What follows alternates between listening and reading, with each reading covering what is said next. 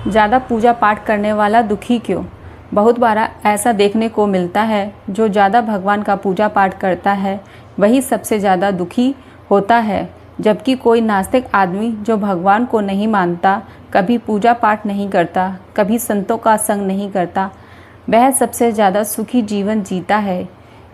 यह सब चीज़ें देखकर कभी कभी तो ऐसा लगता है कि भगवान ही गलत है, भगवान का न्याय ही गलत है। ऐसा हर किसी के साथ होता है।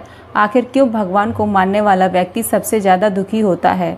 एक गुरु के दो चेले थे, दोनों ही पढ़े लिखे विद्वान थे। दोनों में फ़र्क सिर्फ इतना था, एक भगवान को मानने वाला था और दूसरा भगवान को ना मानने वाला नास्तिक। एक ऐसा था जहाँ पर भगवान को की कथा होती, सत्संग होता, जहाँ भजन होता, वह दौड़कर चला जाता और भगवान की पूजा पाठ करने लगता। दूसरा शिष्य इन सब चीज़ों से काफ़ी दूर था।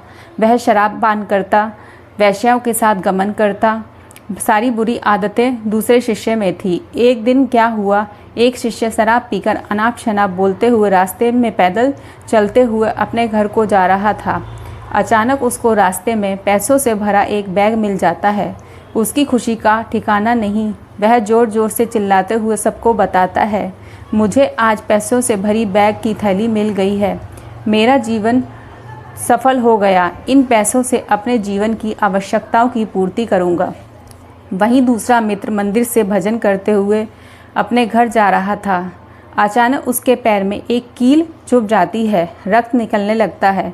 ठीक उसी समय दूसरा शिष्य भी वहीं पहुंच जाता है और हंसते हुए उसको बोलने लगता है, क्यों, तुम ही हो ना सबसे ज़्यादा पूजा पाठ करने वाले, भगवान का भजन करने वाले?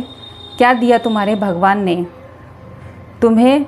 तुम मुझे देखो, मैं कभी मंदिर नहीं गया, मैंने कभी कोई अच्छा काम नहीं किया, मेरे घर में भगवान का मंदिर भी नहीं है, मैंने कभी अपने घर में सत्यनारायण का कथा भी नहीं कराया, भगवान के सामने कभी माथा नहीं टेका, फिर भी मैं कितना संपन्न हूँ, अमीर हूँ, मेरे पास पैसे की कोई कमी नहीं है, सबसे ज़्यादा सुखी जीवन मैं ही जी रहा हूँ।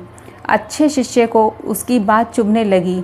उसने मन ही मन विचार किया, यह तो सच बोल रहा है, मैं कितना पूजा पाठ करता हूँ, मैं कितना भगवान को याद करता हूँ, फिर भी मैं इतना दुखी हूँ, और वह कुछ नहीं करता फिर भी कितना सुखी है। इतना सोचते हुए वह अपने गुरु के पास चला जाता है और यही प्रश्न गुरु से करता है। गुरुजी मुस्कुराते हुए बोले, भगवान जो करते हैं अच्छे के लिए ही करते हैं, जिसकी जैसी योग्यता होती है उसको उसी के अनुसार फल देते हैं। अब तुम्हारे प्रश्नों का उत्तर तुम जानते हो, भगवान ने तुम्हारे पैर में कील क्यों चुभाई और उसको पैसों से भरी हुई बैग क्यों मिली। सुनो, तुमने पिछले जन्म में बहुत पाप किया था, इसलिए तुम्हारा आज मौत होने वाली थी। तुम बच गए क्योंकि तुम मंदिर गए थे, तुम्हें भगवान की पूजा की थी। यही एक कारण है कि तुम्हारी मौत ना होकर सिर्फ एक कील चुभी। अब तुम्हारे मित्र की बात करते हैं।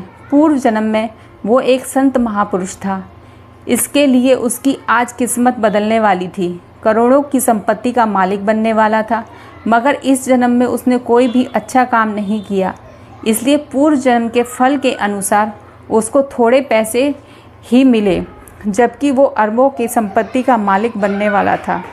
भगवान को दोष देना छोड़ दो, अपने वर्तमान के समय का सदुपयोग करो, भविष्य अपने आप सुधर जाएगा।